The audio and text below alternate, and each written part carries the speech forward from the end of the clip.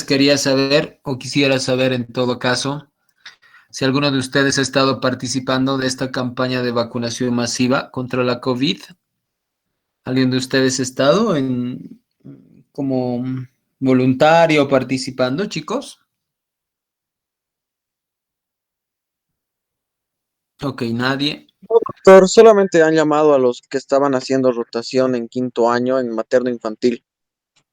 Ya, a ver si podemos sumarnos nosotros a las segundas dosis, ¿no? Porque seguramente va a haber algo similar cuando toque la segunda dosis.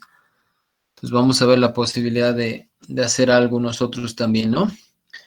Ok, chicos, entonces voy a empezar a compartir la pantalla. Primero voy a empezar a grabar.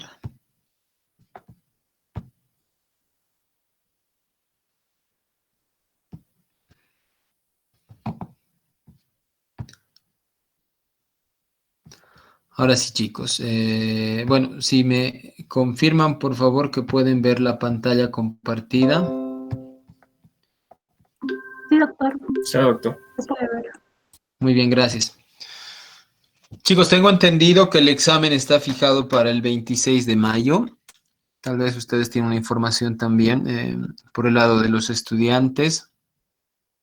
Y hasta entonces tenemos que abarcar los temas de estudios epidemiológicos, el riesgo en epidemiología y valoración de las pruebas diagnósticas, ¿no? Nicolás, ¿está confirmada esa fecha?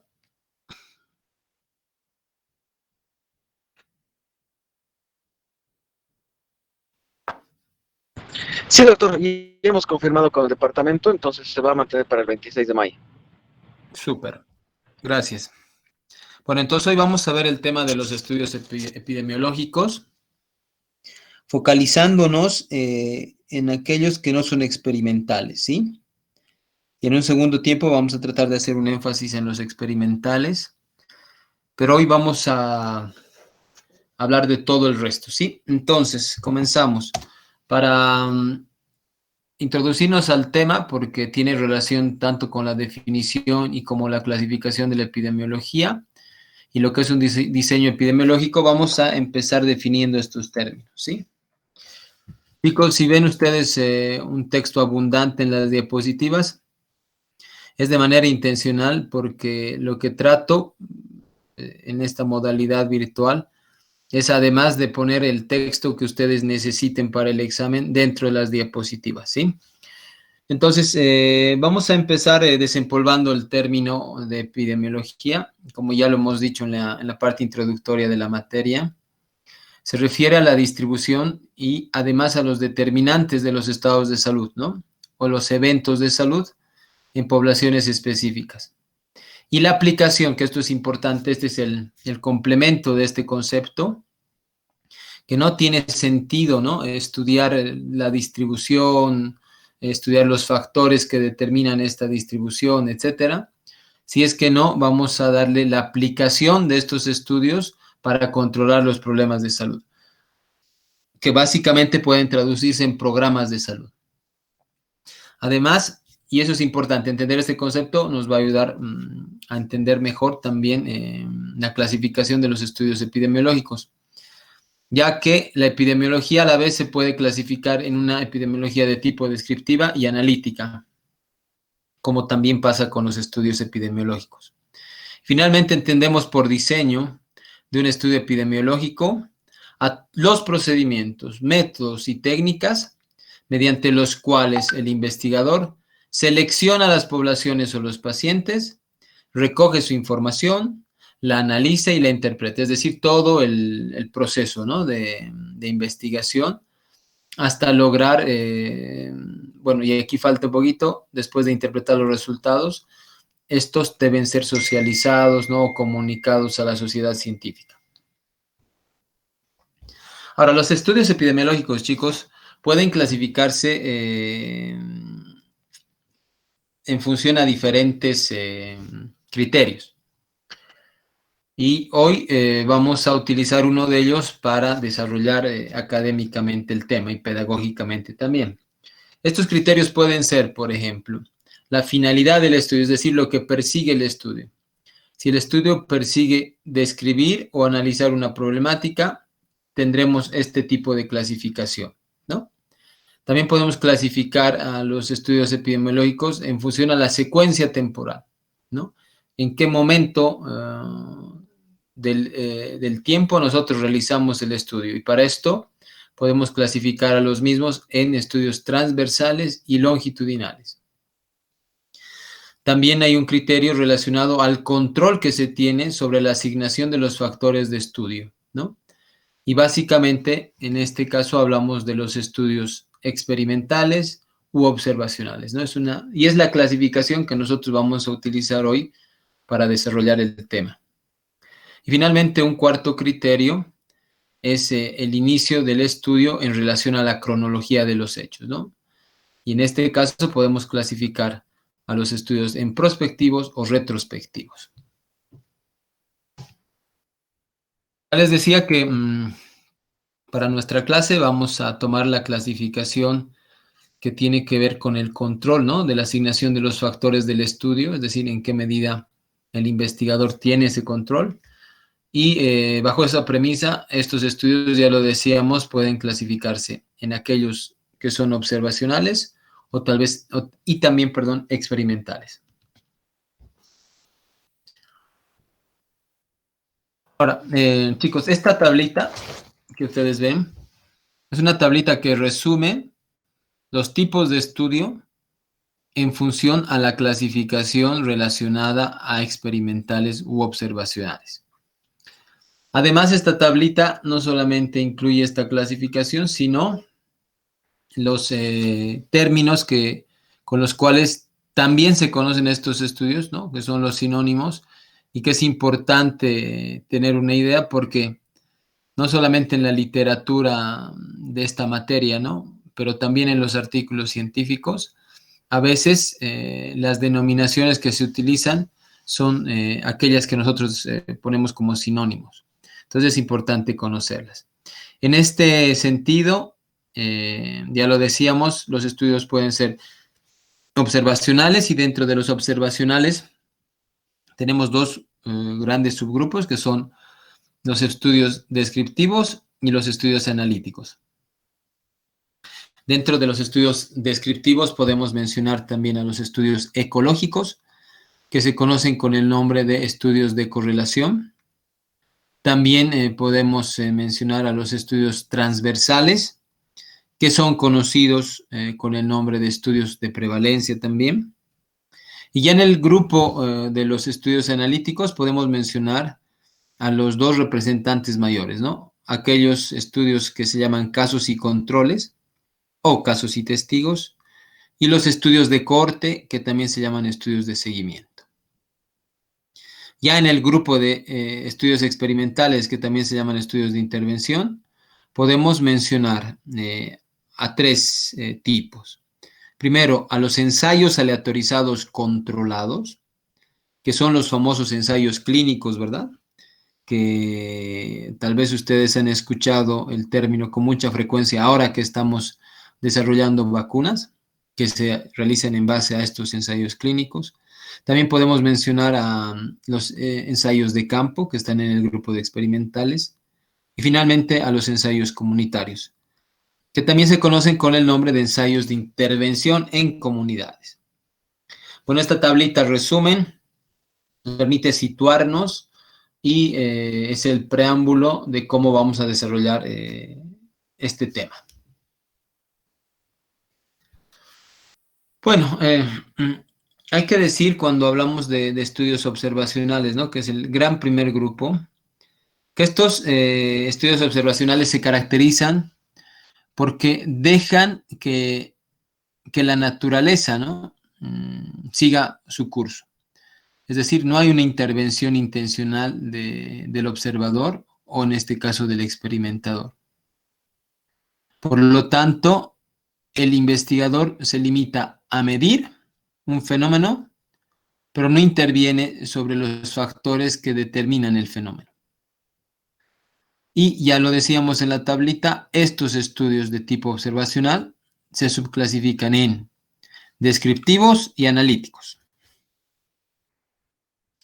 Cuando hablamos de estudios descriptivos, estos estudios descriptivos que forman parte del primer gran grupo de los observacionales, se limitan a la descripción de la frecuencia de la enfermedad en una población, utilizando, entre otros instrumentos, a los parámetros epidemiológicos que vimos hace una clase. Sin embargo, los estudios de tipo analítico van más allá que una simple descripción, y su función es analizar la relación entre el estado de salud y otras posibles variables que explican ese estado de salud. Ya hablando de los estudios experimentales, que también decíamos que se conocen como estudios de intervención, estos implican un intento activo, intencionado, de cambiar un determinante de la enfermedad, como una exposición o una conducta, o finalmente el progreso de la enfermedad mediante un tratamiento. Estos son experimentales. Ahora, en todos los estudios epidemiológicos es necesario contar con una definición clara de caso. Este sí es un elemento importante a retener, que cuando nosotros estamos frente a cualquier tipo de estudio epidemiológico, lo mínimo que podemos exigir es una definición clara del caso de la enfermedad, ¿no? Que se va a investigar. Ahora, la clarificación no solamente se limita al caso, pero también debe estar muy claro a qué nos referimos con persona expuesta en estos estudios epidemiológicos. Entonces, no olviden, la definición de caso y de población expuesta es básica para estos tipos de estudios. Ahora, cuando no se parte, chicos, y esto ocurre con mucha frecuencia en los estudios científicos que llevamos a cabo en el pregrado, con los cuales empezamos, ¿no?, a tener una experiencia de investigación, es frecuente que nosotros tengamos problemas en la interpretación de los datos obtenidos en nuestros estudios de investigación, debido especialmente a una mala definición, ¿no?, que hayamos tenido, una poca definición o muy poco clara respecto al caso y a la persona expuesta. Ahora vamos a, bueno, estos son un poquito las generalidades que hemos mencionado hasta hace un momento. Y ahora vamos a entrar más a los detalles y a las peculiaridades de cada uno de estos estudios. Ya lo decíamos que los estudios epidemiológicos observacionales se clasifican en descriptivos y analíticos. Hablando de los descriptivos, se refiere básicamente a eso, ¿no? A una descripción, pero sencilla, del estado de salud de una comunidad. Esto basada en los datos que habitualmente están disponibles o que pueden ser obtenidos a través de base de datos que creamos nosotros y que nos permiten también la recolección de información para poder lograr este tipo de estudios descriptivos. Ahora es importante saber que suele ser el primer paso de la investigación epidemiológica. Cuando hablamos de jerarquía entre los estudios epidemiológicos, chicos, estos estudios observacionales y dentro de los observacionales, los descriptivos, se constituyen en el eslabón o en todo caso, en la gradita, para que así me entiendan, más baja, ¿no? En esta pirámide jerárquica, el tipo de estudio descriptivo es el que está muy por abajo, pero no por eso no es importante realizarlos, porque nos permite la descripción de una situación de salud.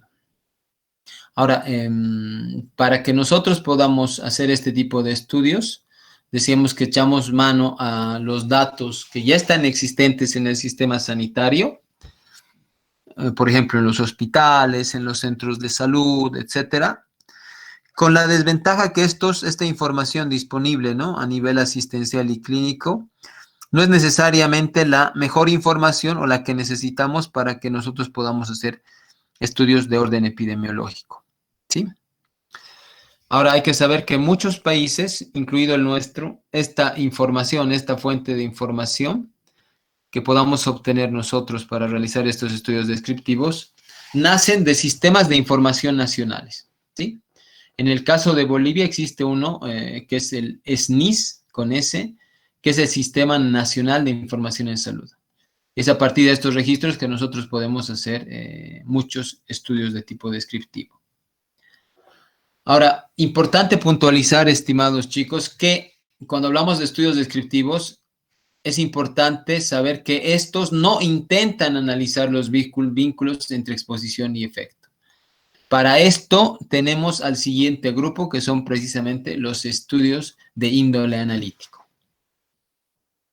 Bueno, este es un ejemplo de un estudio descriptivo que utiliza, como ya decíamos, una base de datos o información que está disponible y que, entre otras cosas, nos permite, por ejemplo, hacer el cálculo de las mortalidades, ¿no?, materna por países, y no solamente quedarse en una comparación entre los países, sino además nos permite comparar los datos de un mismo país en diferentes periodos de tiempo. Siempre en los estudios descriptivos, chicos, hay que mencionar que estos pueden tener dos características. Desde un punto de vista temporal, ¿no?, de cómo estudiamos un fenómeno en el tiempo, estos descriptivos pueden ser transversales, donde el estudio se hace en un momento muy determinado, muy específico, pero también pueden ser de orden longitudinal, cuando nosotros decidimos tomar un periodo de tiempo, ¿no?, para un estudio de tipo descriptivo. Ya lo decía, no por el hecho de ser los más básicos, ¿no?, en la escala de jerarquía de los estudios epidemiológicos, no son importantes. ¿Por qué? Porque estos descriptivos, estos estudios descriptivos, se constituyen en los grandes proveedores de hipótesis con los que cuenta la epidemiología. Y más aún, han logrado contribuir, ¿no?, largamente a proveer, ¿no?, a proveerla en relación con importantes problemas de salud, ¿sí? Entonces es importantísimo remarcar esto, ¿no?, que los estudios descriptivos son el primer paso para desarrollar estudios más complejos. ¿Cuáles son los objetivos que persiguen los estudios descriptivos? Podemos básicamente resumirlos en 7 objetivos. Por un lado, lo que pretenden es explicar el comportamiento de una enfermedad o de un evento epidemiológico en una comunidad o región. También buscan describir la historia social de una enfermedad. Asimismo, contribuir a la clasificación de las enfermedades a través de estudios descriptivos. Nos permite conocer la distribución de las patologías en determinados lugares y áreas. Nos permite formular hipótesis con miras a aclarar mecanismos causales. Nos permite proveer una guía para la administración y planificación de los servicios sanitarios y la necesidad de atención médica. Y finalmente nos permiten plantear bases para la investigación clínica, terapéutica y preventiva. Algunos ejemplos de estos estudios de tipo descriptivo. Podemos, por ejemplo, ejemplificarlos para hacer más objetiva esta clase. Podemos mostrar como ejemplo un estudio que va a describir las características de los estudiantes de epidemiología del 4º año, ¿sí? Otro estudio dentro de los descriptivos podría ser este, ¿no?, que estudia las características y la distribución de los pacientes ingresados a hospitales debido a accidentes de tránsito en los que está involucrado el consumo de alcohol, ¿ok? Entonces, estos dos estudios que están entre los grupos de estudios que más se publican, son de tipo descriptivo. ¿Qué podemos concluir de este primer tipo de estudios epidemiológicos? Primero, que son los puntos clave, ¿no? Nos permite describir la asociación entre dos o más variables, pero sin asumir una relación causal entre ellas. Esto es muy importante, ¿no? Solo hace una descripción de la asociación, pero en ningún momento determina la relación entre causa y efecto, ¿sí? Y también un punto de conclusión sería que generar las hipótesis razonables que deberán ser contrastadas Posteriormente, mediante estudios analíticos. Ya decíamos que es la generadora de hipótesis, el primer paso hacia la investigación analítica y esa es la relevancia de estos estudios descriptivos. Bueno, decíamos que dentro de estos dentro de los descriptivos, tenemos a dos tipos de estudios. Aquellos que se llaman ecológicos y aquellos que se llaman transversales. Los estudios ecológicos, chicos, más allá del nombre que parece muy medioambientalista, no tienen nada que ver con eso. También se llaman estudios de correlación y se caracterizan básicamente porque las unidades de análisis, chicos, en estos estudios ecológicos, no son las personas, no son los individuos, sino las poblaciones o grupos de personas, ¿no? Aquí como ejemplo, si yo quiero saber si en un país, se demostró que existía relación entre el promedio de ventas de fármacos antiasmáticos y la ocurrencia de un número inusitadamente alto de muertes por asma, estamos frente a un estudio de tipo ecológico. Porque la unidad de análisis es una población, ¿no? En este caso, un país. Ahora, esta relación, ¿no? Entre este grupo poblacional, ¿no? Puede estudiarse comparando las poblaciones de diferentes países en un mismo periodo, ya lo decíamos, ¿no? Con el fin comparativo, o por su defecto se puede estudiar la misma población, pero en distintos periodos de tiempo. Tienen características muy peculiares estos estudios ecológicos, por ejemplo, que son sencillos y atractivos de ser publicables. Los estudios, chicos, ecológicos que están en la escala, ¿verdad?, de jerarquía de los estudios, un poquito por encima, ¿no?, de los transversales, son muy apetecidos para ser publicados o publicables. Para que entiendan, les doy otro ejemplo. Yo he terminado un estudio de corte ecológico en el cual queríamos nosotros ver una relación entre la incidencia de tuberculosis en los municipios, ¿no?, versus sus condiciones socioeconómicas. Como mi unidad de estudio fue el municipio, entonces entra dentro de la categoría de estudios de correlación o estudios ecológicos, ¿sí? Ahora, suelen ser de difícil interpretación, especialmente ¿por qué? Por eso, porque la unidad de análisis es una población o un grupo y no la persona. Por lo tanto, no podría establecerse el vínculo individual entre la exposición y el efecto, sino simplemente podríamos evidenciar un vínculo grupal. Ahora, si en estos estudios de tipo ecológico, ¿no?, se extraen conclusiones que no son las adecuadas, precisamente por falta de precisión en las conclusiones de los estudios, por ejemplo, entonces nos encontramos frente a un fenómeno que es muy conocido en epidemiología, que se llama falacia ecológica o sesgo ecológico, perdón. Y esto tiene que ver necesariamente con que la interpretación, ¿no?, a veces la realizamos en términos de los individuos, pero no hay que olvidarse que este tipo de estudio toma como unidad a los grupos de personas, como los municipios, ya les decía. Ok, vamos a hablar de otro tipo de estudios en este campo, siempre de los observacionales, y aquí tenemos los estudios transversales. Los estudios transversales, chicos, miden la prevalencia de una enfermedad con frecuencia se los suele llamar estudios de prevalencia.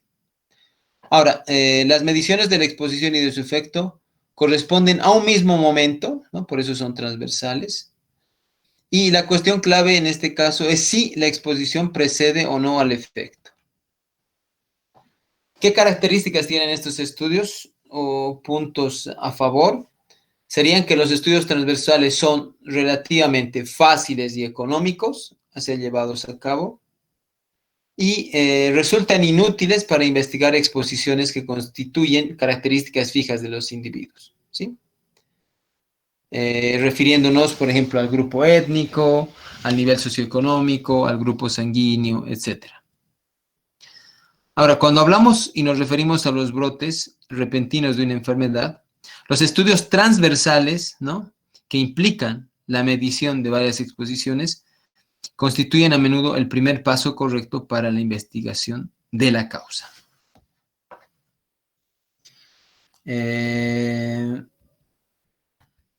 Bueno, cuando hablamos de estos estudios transversales o de prevalencia, vamos a volver a lo que ya habíamos dicho, ¿no?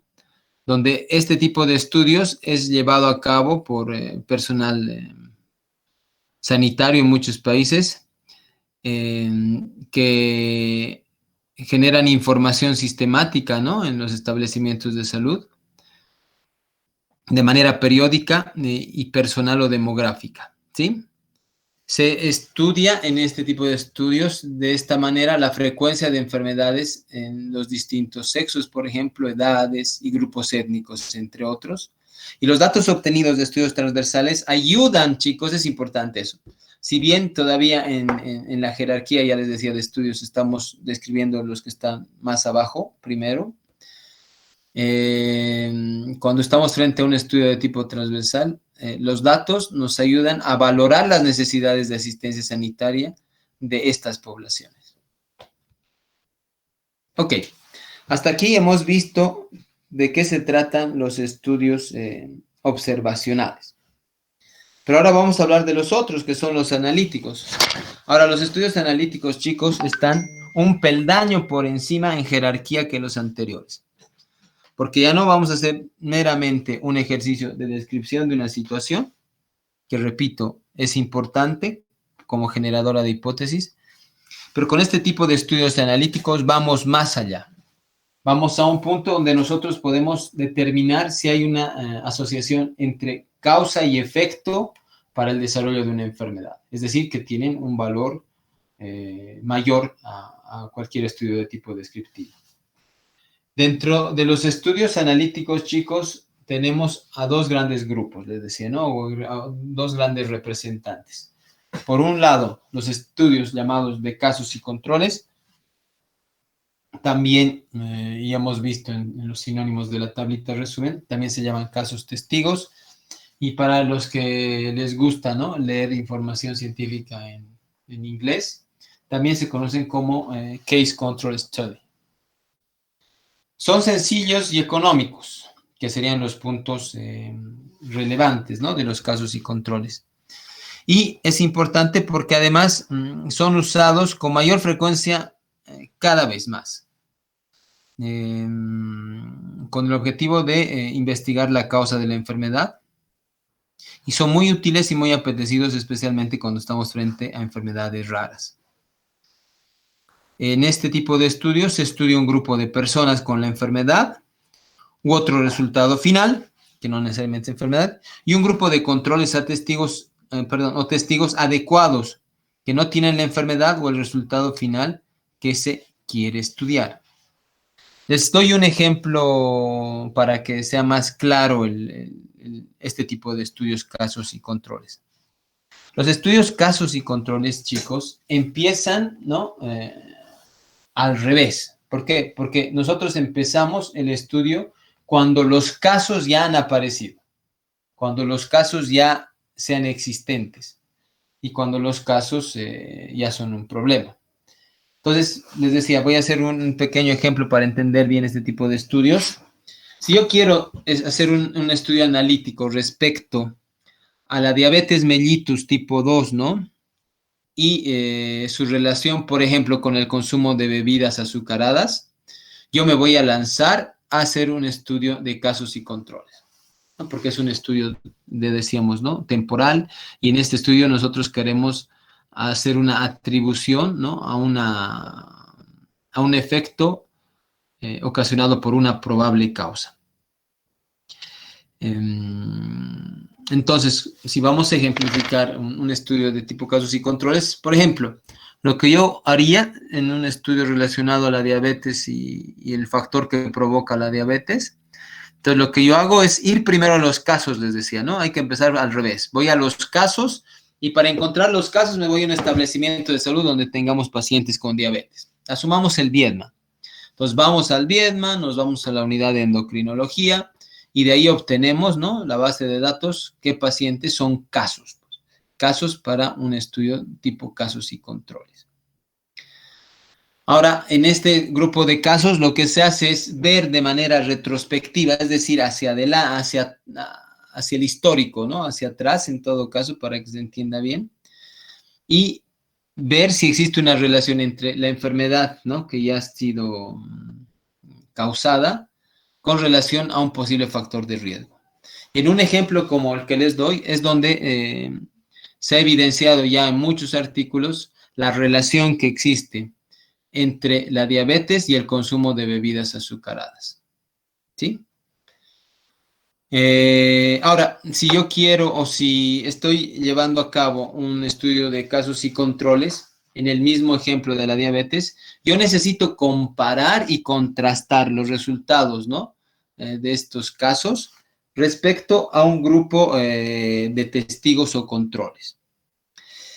Y aquí ya me adelanto, que vamos a ver en un par de diapositivas, el determinar la población control es el lado flaco de este tipo de estudios. Se complica un poco porque no se olviden que nosotros cuando hacemos un estudio de casos y controles debemos buscar que los controles sea una población que sea equiparable o comparable con la de los casos. Eso significa, por ejemplo, en el ejemplo que les doy de la diabetes, que es fácil conseguir a mis casos, ¿no? Yo voy a las historias clínicas y del Hospital Viedma, por ejemplo, y determino todos los pacientes que están con diabetes. Pero, ¿cuáles serían mis controles? Mis controles tendrían que ser una población similar, comparable, pero que no tenga el efecto, es decir, que no haya desarrollado la diabetes. Y de igual forma, en este grupo vamos a estudiar si ha habido una exposición previa al factor de riesgo al cual estamos atribuyendo la aparición de la diabetes.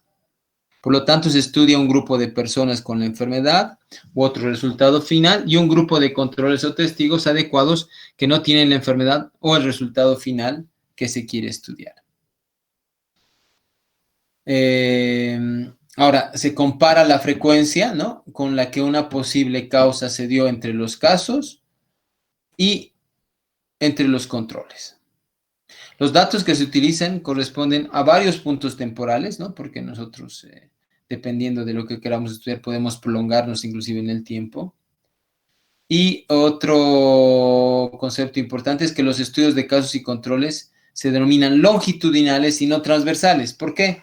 Porque existe un periodo de tiempo involucrado, donde, por ejemplo, en el caso del estudio relacionado a la diabetes, nosotros tendremos que hacer, ¿no?, una encuesta, un formulario, donde nosotros podamos saber cuál de los factores determinaba, ¿verdad?, la diabetes. Y es de esa forma, les decía, que, por ejemplo, se han investigado y se ha evidenciado con una contundencia altísima la relación entre el consumo de bebidas azucaradas y la diabetes. Los estudios de casos y controles son longitudinales, ya decíamos, precisamente por esta característica temporal en un periodo de estudio. Ahora, estos estudios, casos y controles suelen llamarse también estudios retrospectivos. ¿Por qué? Porque el investigador busca información hacia atrás, ¿verdad? Desde un caso sucedido hacia atrás para determinar si hay una relación de causa y efecto. Esta denominación de estudios retrospectivos induce a confusión, chicos. Y eso hay que tomar en cuenta, ya que los términos, ya les decía, retrospectivo y prospectivo, se utilizan cada vez más para describir el periodo de recogida de los datos o de la información respecto a la fecha actual. Entonces es importante discriminar y mantener el léxico de estudios prospectivos o retrospectivos cuando así corresponda. Ahora, estos comienzan con la selección de los casos, ya se los decía en el ejemplo de la diabetes, que deben ser representativos de todos los casos de una población que queremos estudiar. Y ya también se los adelantaba que lo más difícil es el seleccionar los controles, de manera que en cuanto a la prevalencia de exposición, sea una muestra de la población que generó los casos. Ahora, en este grupo, chicos, de estudios de casos y controles, vamos a describir un estudio científico célebre en el campo de la salud que cualquier médico debería conocer. Y es precisamente el descubrimiento de la relación existente entre la talidomida, que es un medicamento muy utilizado hace muchos años, y las raras malformaciones de las extremidades. Estas aparecieron en niños nacidos en Alemania, en la República Federal, entre 2 años, el 59 y el 60. Y el estudio de tipo casos y controles fue llevado a cabo ya en 1961, donde se hace una comparación de los niños afectados con los niños normales, ¿no? Y los resultados concluyen que de las 46 mujeres cuyos hijos tenían malformaciones típicas, 41 habían tomado talidomida entre la cuarta y novena semana de gestación, lo que provocaba, ¿no? Las malformaciones. Contrastado con los grupos de controles donde mientras ninguna de las madres cuyos hijos eran normales habían tomado dicho medicamento, ¿no? Este es un estudio célebre que les digo que no solamente nos permite entender mejor lo que son los casos y controles, pero también culturalmente es importante conocer un estudio de estas características.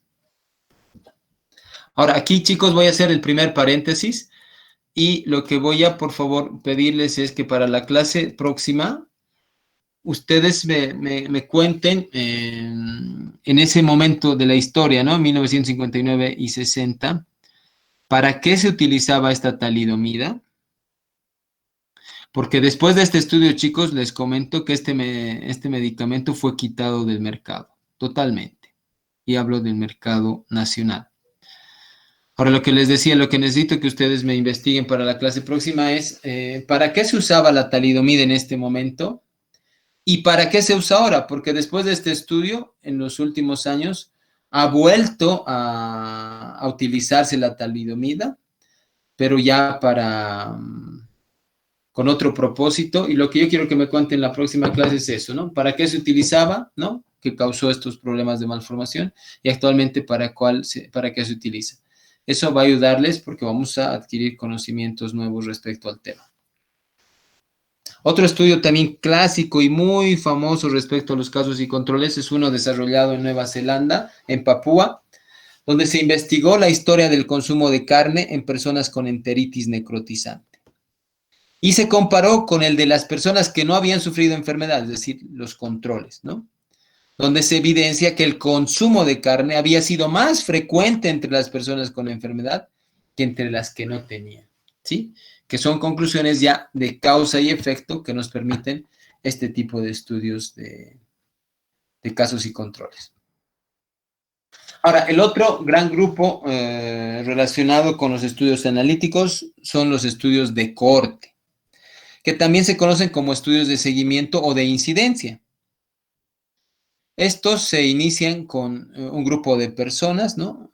Que le llamamos cohorte, un grupo de personas, pero con la característica de estar sanas. Todas aquellas que inician el estudio están sanas, ¿no? Y que se clasifican, en subgrupos según la exposición a una causa potencial de enfermedad u otro resultado final, ¿sí? Por otro lado, se especifican y se miden las variables de interés y se sigue la evolución de la totalidad de la cohorte. Esto con el objetivo de ver, ¿no?, cómo la aparición posterior de nuevos casos de la enfermedad, ¿no?, difiere entre grupos con y sin exposición. Entonces, chicos, para hacer más o menos un ejemplo también que nos permite entender este tipo de estudios, cuando hablamos de un estudio de cohorte, hacemos las cosas al revés de lo que haríamos con los casos y controles. Porque cuando hablamos de un estudio de cohorte, empezamos con la población sana, dividiendo en dos grupos, unos que se exponen a un factor de riesgo que estamos estudiando si tiene relación con una enfermedad o no, y los otros que no se exponen. Y son seguidos durante un periodo de tiempo y lo que se hace es contabilizar la aparición de casos nuevos de la enfermedad que estamos midiendo. ¿no? Por lo tanto, estos estudios también suelen llamarse estudios prospectivos, ¿no? Por esta connotación de mirada hacia el futuro que tienen estos estudios, pero esta terminología también resulta confusa y debe evitarse, ¿sí? Ahora, como los datos recogidos hacen referencia a distintos puntos temporales, chicos, los estudios de corte al final de los casos, perdón, al igual que el de los casos y controles, también se denominan longitudinales, ¿no? Porque hay un periodo de tiempo involucrado. ¿Qué particularidades tienen los estudios de corte? Tiene la particularidad de proporcionar la mejor información sobre la causa de la enfermedad y la medida más directa de riesgo. Son estudios que jerárquicamente están por encima de los casos y controles, que tienen esta particularidad, ¿no? De generar la mejor información, la más válida, ¿no? Respecto a la relación causa-efecto. Pero como punto negativo hay que mencionar que estos estudios, al ser de largo aliento, es decir, por mucho tiempo, por muchos años, son estudios que precisan muchos recursos. Por ejemplo, para yo seguir una población por un periodo de 10, 12 o más años, que se hace normalmente, mi presupuesto debe contemplar todo esto. Y como lado, digamos, negativo, flaco de este tipo de estudios, porque todo es muy, muy positivo, yo diría que están los periodos largos de seguimiento y su relación con los recursos económicos que necesitan para estos tipos de estudios.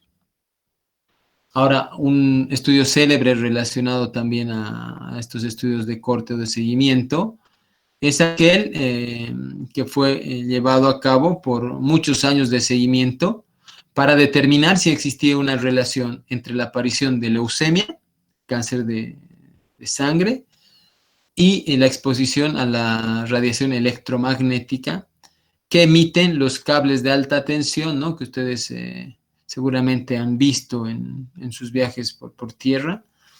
Lo que trataba de medir, o lo que ha logrado medir en todo caso este estudio, fue si estas personas que estaban, ¿no?, cercanas a esta fuente de emisión de energía electromagnética desarrollaba cáncer con una mayor frecuencia o proporción que aquella que no estaba. Entonces, este estudio se hace o se genera un seguimiento por una larga data, les hablo más o menos entre 2 y 15 años, para ver y comparar, ¿no?, la aparición de la enfermedad o de casos nuevos, por eso se llaman incidentes en estas poblaciones. Ahora, chicos, ya como un resumen, digamos un flujograma final, en función a la clasificación, ya lo decía, que tiene que ver con el control de la asignación de los factores a los estudios, podemos hacernos una primera pregunta cuando queramos reconocer frente a qué tipo de estudio epidemiológico estamos. Por ejemplo, cuando estamos leyendo un artículo científico. Y la primera pregunta seguramente será, ¿existe control del factor de estudio? O sea, ¿somos capaces de controlar los factores que influyen en la investigación? Si somos capaces, chicos, de controlar estos factores, estamos frente a un estudio de tipo experimental. Pero si no somos capaces de tener este control, estamos entonces frente a estudios de tipo observacional. Primer tamizaje, ¿no? Primer filtro. Ahora ya hablando de los observacionales. Si además nosotros, ¿no?, después de hacemos la segunda pregunta y vemos si la formación de los grupos, ¿no?, de estos grupos que tienen que compararse, se realizan en función, por un lado, de la exposición al factor de estudio, es decir, un grupo que se expone y otro grupo que no se expone, entonces estamos frente a un estudio de cohortes. Y si por el otro lado, ¿no?, nos encontramos desde un punto de vista de la formación de grupos, estos grupos están formados en relación o en función a la presencia de la enfermedad o el efecto, es decir, empezando ya por el caso, por el daño, por la enfermedad, entonces estamos frente a un estudio llamado de casos y controles. Muy sencillo. Pero por el otro lado, si la respuesta a la pregunta, ¿no?, de si existe un control del factor de estudio, la respuesta fuera afirmativa, es decir, nosotros podemos controlar la asignación de estos factores, ¿no?, de nuestro estudio científico, entonces nos encontramos frente a un estudio de tipo experimental. Y si nosotros, ya determinando que se trata de un estudio experimental, generamos la pregunta de si existe un grupo para controlar el fenómeno, ¿no? Un grupo control concurrente, y si la respuesta es no, entonces estamos frente a un ensayo que es de tipo no controlado, ¿no? Con un valor muy bajo. Pero si la respuesta es sí, que estamos, ¿no? Frente a un grupo de control concurrente, entonces nos estamos refiriendo a los ensayos controlados. Y dentro de estos ensayos controlados podemos tener aquellos a los cuales se hace una asignación a los grupos de manera aleatoria. Y aquí nos encontramos frente a un tipo de estudio que es uno de los más robustos y más válidos, que es el ensayo clínico aleatorio. Pero si la asignación de los grupos no fuera aleatoria, entonces estaríamos frente a un estudio que se llama ensayo clínico controlado no aleatorio, que jerárquicamente está un poco más por debajo, ¿sí? Entonces, chicos, nosotros vamos a tratar de explorar este capítulo, esta parte más experimental, la clase que viene, siempre tomando en cuenta el tiempo que nos queda, ¿no? Para concluir las temáticas del examen final, porque ya les decía que tenemos todavía que abarcar el capítulo de riesgo y de evaluación de pruebas diagnósticas. Pero este cuadrito, este flujograma es muy útil para situarnos, ¿no? En el tipo de estudio que estamos nosotros haciendo o estamos leyendo. Bueno, eso es, chicos, esta es la clase del día de hoy. Es una clase más teórica, como habrán podido ver, que nos permite desempolvar nuestros conocimientos respecto a los estudios epidemiológicos. Y creo yo, repitiendo algo que dije en la clase inaugural, uno de los pocos aportes que podemos nosotros brindarles a ustedes como futuros médicos en esta materia es que sean capaces de llevar a cabo estudios científicos, y no solo llevarlos a cabo, sino también que sean capaces de leer artículos científicos de una manera crítica. Entonces es por eso importante, ¿no? La introducción a esta temática. Bueno, chicos, si no hay preguntas, o si hay, les cedo el micrófono, comentarios al respecto u otros temas. Y si no fuera así, bueno, daríamos por concluida la clase, ¿sí? Chicos, ¿alguna duda, comentario?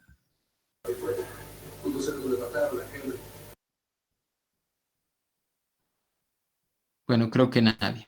Ok, chicos, entonces es todo. Voy a dejar de compartir la pantalla y nos vemos la próxima clase, ¿sí? Hasta luego, chicos. Doctor, disculpe, Hasta luego. entré un poquito tarde a la clase y no llegué a escuchar la lista. ¿Será que me podría tomar? Claro que sí, Josep, ¿verdad? Sí, por favor. Doctor, yo también me integré recién. ¿Cuál es tu nombre? Liz Josep Scarlett. Tribeño Campos. Liz Scarlett. Ok. Sí, también ya están presentes. ¿Alguien más, chicos? No. Entonces ya están todos en la lista. Bueno, chicos, que tengan buena noche. Estamos en contacto. Adiós. Hasta luego. Hasta luego, hasta luego, hasta luego.